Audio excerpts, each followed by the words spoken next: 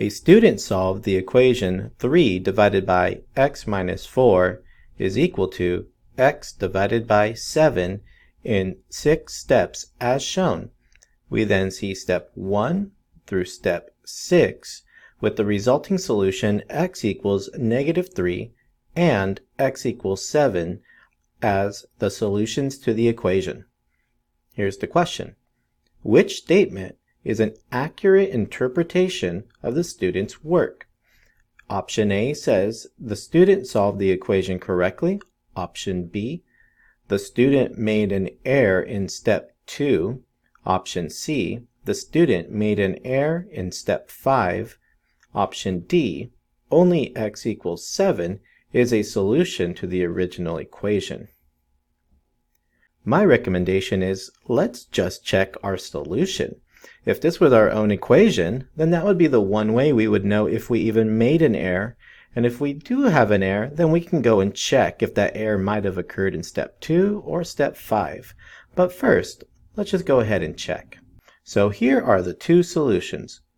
X equals -3 and x equals 7. And we're going to check them by placing them into the original equation. So let's go ahead and let's start out by checking the first solution. If we place -3 where an x is, then we would have the following equation. And if we simplify, then we would get 3 over -7 is equal to -3 over 7. So what we know so far is that yes, x equals -3 is checked. It works.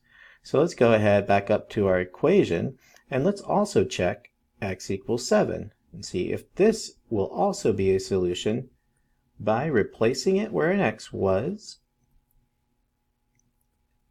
and verifying that we do get an equal statement.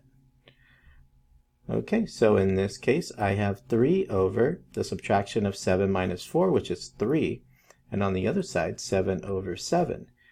3 divided by 3 is 1, and 7 over 7 is 1. So yes, once again, we now know that x equals 7 is also correct.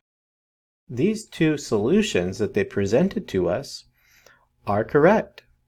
We can now, with confidence, come over and select option A. The student solved the equation correctly. X equals -3 is a correct solution, and x equals 7 is also a correct solution to this original equation.